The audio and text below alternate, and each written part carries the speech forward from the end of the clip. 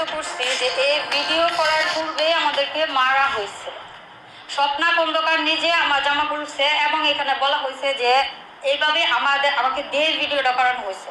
এবং আপনি যদি ভিডিওটা ভালোভাবে ফলো করেন, আমি জানি না, আপনি যদি ভিডিওটা ভালোভাবে ফলো করেন, ভিডিওতে তৃতীয় ব্যক্তির উপস্থিতি আছে ওই রুমের ভিতরে। যদি ভিডিওটা আমি নিজে করায় থাকি তাহলে বাসাটা স্বপ্না খন্দকারের কেন? আপনাদের কাছে প্রশ্ন, যদি এটা যদি আমি ব্ল্যাকমেল করে থাকি,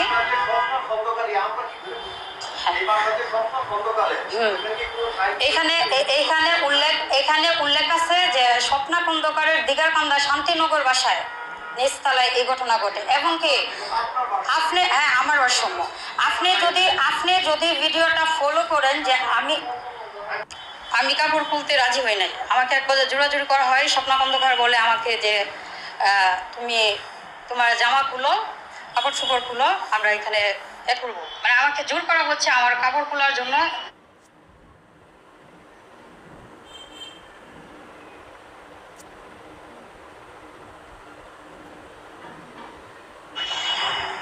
আমি রাজি না হওয়ার এক পর্যায়ে কাজী বাবু, স্বপ্না খন্দকারের বিশেষ বডিগার্ড, যাকে সে ভাইয়া ভাইয়া বলে রাখে, উনি আমাকে চড়তাপ্পর মারতে থাকে। তো একজন পুরুষ মানুষ যদি চড়তাপ্পর মারতে থাকে, আমি একজন নারী, আমার তো এখানে কিছু করার নাই। তবুও আমি রাজি হই নাই আমার জামা খোলার জন্য। তখন সে স্বপ্না খন্দকার নিজে জোর কইরা আমার শরীর থেকে কামিজটা খুলে, মানে আমার জামা খুলে ফেলে। আর ওই যে মেহমান যে লোকটা ছিল, যে আমাকে বলা হয়েছিল নেতাকে নিয়ে আসো, ওই নেতাকে হচ্ছে কাজী বাবু আর স্বপ্না খন্দকারের গাড়ির ড্রাইভার হীরা, ওনারা দুইজনে অনবরত মাইক দিতে থাকে একই রুমে। তখন আমি কাপড় খুলতে কোনোভাবেই রাজি না। স্বপ্না জোর কইরা আমার গায়ে জামা খুলে আমাকে অর্ধলঙ্গ করা হয়। স্বপ্না খন্দকার হীরাকে বলে যে বাসার অপোজিটে যায় জালনার পাশ থেকে ভিডিও ধারণ করার জন্য, এবং তার ড্রাইভার জালনার অপোজিট থেকে ভিডিও ধারণ করে। কাজী বাবু আর স্বপ্না খন্দকার এই বাসাতেই ছিল, ফ্ল্যাটের ভিতরেই ছিল। ওই সময় আমাকে দিয়ে এবং ওই নেতা নাকি আমি জানি না, ওই মেহমান লোকটারে দিয়া আমাকে অর্ধুলঙ্গ এবং মেহমান ফুল উলঙ্গ করে সে একটা ভিডিও ধারণ করে। ভিডিও ধারণের পরে ওই মেহমানকে অনেক মারামারি করে তারা মারার এক পর্যায়ে ওনাকে অনেকগুলা টাকা আনতে বলা হয়, অনির্দিষ্ট সংখ্যার টাকা আনার জন্য ওনাকে বলা হয়। তারপরে আমার সামনেই উনি হচ্ছে বিকাশের মাধ্যমে, বিভিন্ন বিকাশ নাম্বারের মাধ্যমে প্রায় অনেকগুলো টাকা দেয়। আমার আমার আমার সঠিক কোনো সংখ্যা জানা নাই, কিন্তু অনেকগুলো টাকাই উনি দেয়। দেওয়ার পরে এক পর্যায়ে উনার ড্রাইভার ওই লোকটাকে যায় একদম রাস্তায় দিয়ে আসে। ওই লোক চলে যায়। চলে যাওয়ার পরে এই বাসাতেই স্বপ্না খন্দকার আমাকে বলে যে এতক্ষণ যা হয়েছে না হয়েছে সব কিছু ভিডিও হয়েছে। তো এখন আমাকে বলা হয়, তখন আমার গলায় একটা চেন ছিল দেড়, সে আমার কাছেও একটা অঙ্ক দাবি করে। আর এই ঘটনাটা হচ্ছে আমি যখন রাজনীতিতে প্রথম আসি, ময়মনসিংহ শহরে কিন্তু আমার ওরকম কোনো নাই, লিঙ্ক আপ নাই। আর আমি রাজনীতিতে নতুন আসছি, তখন আমি জেলা যুব মহিলা লীগের একজন সদস্য। আর সেটাও স্বপ্না খন্দকারের সাথে আমার ফেসবুকে পরিচয় হওয়ার পরে উনি আমাকে জেলা যুব মহিলা লীগের সদস্য বানাইছে, এবং আমাকে উনি নিজে মেসেজ করে বলছে যে তোমাকে তোর সদস্য পদ দেওয়া হয়েছে, তুমি কোথায় আসো। তখন আমি রাজেন্দ্রপুরে আমার একটা ক্লাসে ট্রেনিং অবস্থায় ছিলাম। তো আমি ময়মনসিংহে আসি, এবং আমাকে পদ দেওয়ার সপ্তাহ দুয়েকের মধ্যে আমার সাথে এই ঘটনা ঘটে। মানে আমার রাজনীতি লাইফের শুরুতেই আমার এই ঘটনা ঘটে। তো উনি আমার গলা থেকে ওই চেনটা খুলে নেয়। আর কাজী বাবু যে লোকটা, উনি আমাকে অনেক মারধর করছে।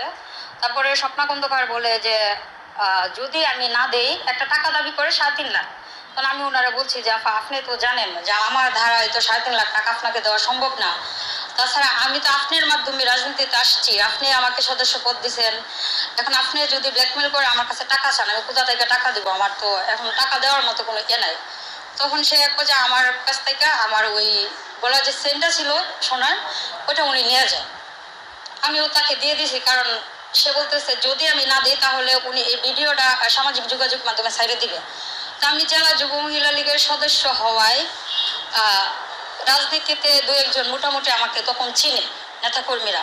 আর আমি চিন্তা করলাম সর্বোপরি পরে আমি একজন নারী, আমার যদি ভিডিওটা ছেড়ে দেওয়া হয় তখন আমার কোনো অস্তিত্ব থাকবে না, আর আমার বাঁচা মরা সমান হয়ে যাবে, আমি বাঁচতেও পারবো না। আমি ওইটা চিন্তা করে ভাবলাম আচ্ছা 1.5 ভরি সোনা তো বিষয় না, যদি বাইচা থাকে সম্মান থাকে, সোনা ছাড়াই থাকলাম সমস্যা না। আমি ওনাকে ওই সেন্টটা ওইখানে দিয়ে দিই।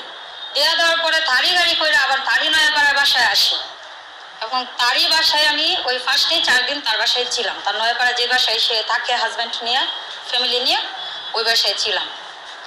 তারপরে বিগত দিনগুলাতে আমি তার সাথে রাজনীতি করে আসতেছি, কিন্তু আমি ব্ল্যাকমেলের শিকার। এই যেরকম ধরেন আমাকে বলা হয় যে রানী তুমি হচ্ছে 10 জন মহিলা নিয়ে আসো, আমাদের জেলায় প্রোগ্রাম আছে, তো মহিলা নিয়ে আসো। আমি ঈশ্বরগঞ্জ থাকি, আমার বাড়ি ঈশ্বরগঞ্জ। তো আমি ঈশ্বরগঞ্জ থেকে মহিলা নিয়ে আসি নিজের খরচে, এবং আমি ওই সময় রাজনীতিটা থেকে সরে যাওয়ার চেষ্টা করলেও আমি পারতেছি না, কারণ আমাকে তো আটকায় রাখছে শুরুতেই। ওই যে আমি বললাম সদস্য হওয়ার মাত্রই আমাকে আটকাই দিচ্ছে। তখন তার সাথে আমি নেতৃত্ব দিয়ে আসতেছি, তার নেতৃত্বে আমি রাজনীতি করে আসতেছি। ধানমন্ডি 32 থেকে ময়মনসিংহের সকল রাজনৈতিক প্রোগ্রামে, যুব মহিলা লীগ বলেন, আওয়ামী লীগের সকল প্রোগ্রামে যেগুলোতে উনি অংশগ্রহণ করে, সেগুলোতে আমি যথেষ্ট পরিমাণ কর্মী নিয়ে অংশগ্রহণ করি তার সাথে। তো তার সাথে প্রায় 2 বছরের মতো চলতেছে আমার ভিডিও তার ফোনে ধারণ করা। আমি তার হাত পা ধরে অনেক কান্নাকাটি করছি। সে এতটা নিষ্ঠুর যে সে বলে যে আমি তার মেয়ে, সে আমাকে রাজনীতিতে আনছে, সে আমাকে জন্ম দিছে, সে আমাকে নেত্রী বানাইছে। কিন্তু আমি যে তার হাত পা ধরলাম, কাজী বাবু সহ তার সহ, আমি একজন সদস্য হয়ে তার ড্রাইভারের হাত পা ধরছি।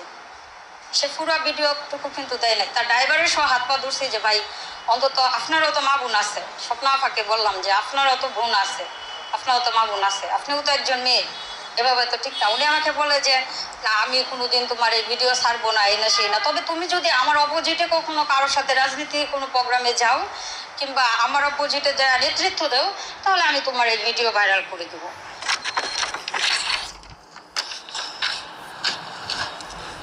আমার সাথে ঘটে যাওয়া ঘটনার প্রায় 2 বছর পরে মোহাম্মদ রাকিবুল হাসান নামের এক ব্যক্তি, উনি তার নিজের ফেসবুক আইডি থেকে একটি স্ট্যাটাস দেয়। স্ট্যাটাসে লেখা ছিল, ঈশ্বরগঞ্জ উপজেলা যুব মহিলা লীগ নেত্রী, তোমার জন্মদিনে 52 নেতৃত্বের শুভেচ্ছা, গাজীপুর টু ময়মনসিংহ। ওই পোস্টটি হচ্ছে আমার চোখের সামনে পড়ে। তারপরে আমি ওনার সাথে যোগাযোগ করি। আর এই পোস্ট যে সাংবাদিক করে রাকিব, উনি ওনার নিজের করা পোস্টে একটা স্ক্রিনশট কমেন্ট করে, যেখানে আমাকে ব্ল্যাকমেল করে নগ্ন ভিডিও করা হয়েছিল। ওই নগ্ন ভিডিও করার একটি স্ক্রিনশট রাকিবুল হাসান নিজের আইডিতে কমেন্ট করে এবং লেখে আলহামদুলিল্লাহ। পোস্টটা তো আমি বললাম। আর স্বপ্না খন্দকার হচ্ছে একটা আইডি থেকে এগুলো একটা ওই ভিডিওটা পোস্ট করায়। জাওয়াদ নির্ঝর আইডি থেকে ওই ভিডিও প্রচার করে এবং ভাইরাল করে। এই ঘটনার পর পরিবার সমাজের কাছে আমি বিভ্রান্ত, অপমানিত বোধ করছি। এই অবস্থায় আমি ঘটনাটির বিচার চেয়ে গত 2 মে 2024 তারিখে ময়মনসিংহ বিজ্ঞ সাইবার ট্রাইব্যুনাল আদালতে একটি অভিযোগ দায়ের করেছি। এরপরে বিজ্ঞ বিচারক আমার অভিযোগটি আমলে নিয়ে কোতোয়ালি মডেল থানায় ওসিকে অভিযোগটি এফআইআর অন্তর্ভুক্ত করার নির্দেশ দিয়েছে। এই মামলায় স্বপ্না খন্দকার সহ তার সহযোগী কাজী বাবু, হীরা, মুশির রহমান রানা সহ 6 জনকে আসামি করা হয়েছে।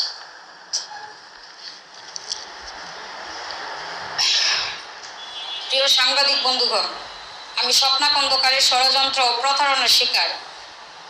আমার মতো আরো অনেক নারী স্বপ্না খন্দকারের মোবাইলে জিম্মি এক প্রতারণার শিকার, কিন্তু তারা মান সম্মানের বয়ে, স্বপ্না খন্দকারের বয়ে কেউ ফেস হইতে চায় না, এগুলা কেউ বলতে চায় না কারো কাছে।